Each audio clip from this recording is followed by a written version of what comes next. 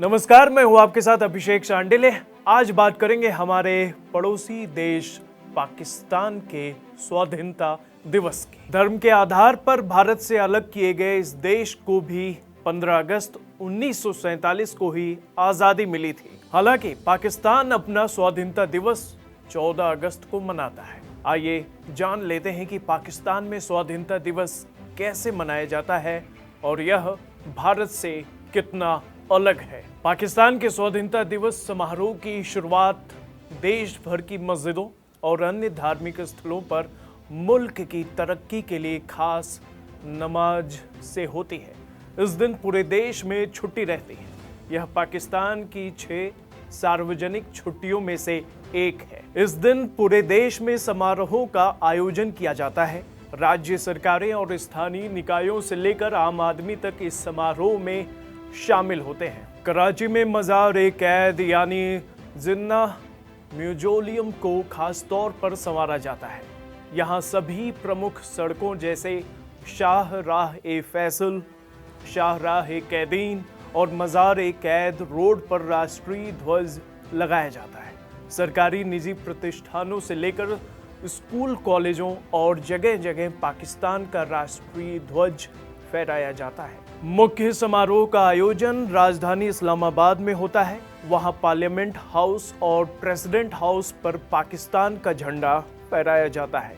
यहां झंडे को 31 तोपों की सलामी दी जाती है, जबकि राज्यों की राजधानियों में होने वाले समारोह में पाकिस्तानी झंडे को 21 तोपों की सलामी दी जाती है।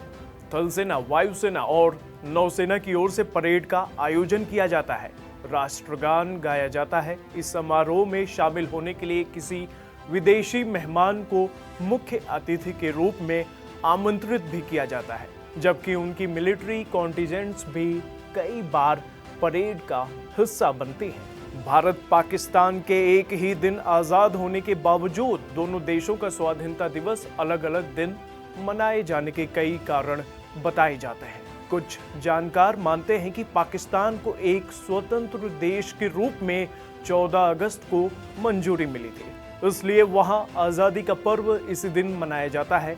एक बात यह भी है कि तत्कालीन वायसरॉय लॉर्ड माउंटबेटन तब ब्रिटिश गवर्नमेंट के प्रतिनिधि थे और एक साथ दिल्ली और कराची में उपस्थित नहीं हो सकते थे। इसीलिए उन्होंने 14 अगस्त को ही पाकिस्तान को सत्ता ट्रांसफर कर दी थी। इसके पीछे एक और अहम कारण माना जाता है दोनों देशों का स्टैंडर्ड टाइम। भारत का स्टैंडर्ड टाइम पाकिस्तान के स्टैंडर्ड टाइम से 30 मिनट आगे है, यानी कि जब भारत में 12 बजते हैं तो पाकिस्तान में 11:30 ही बज रहे होते हैं।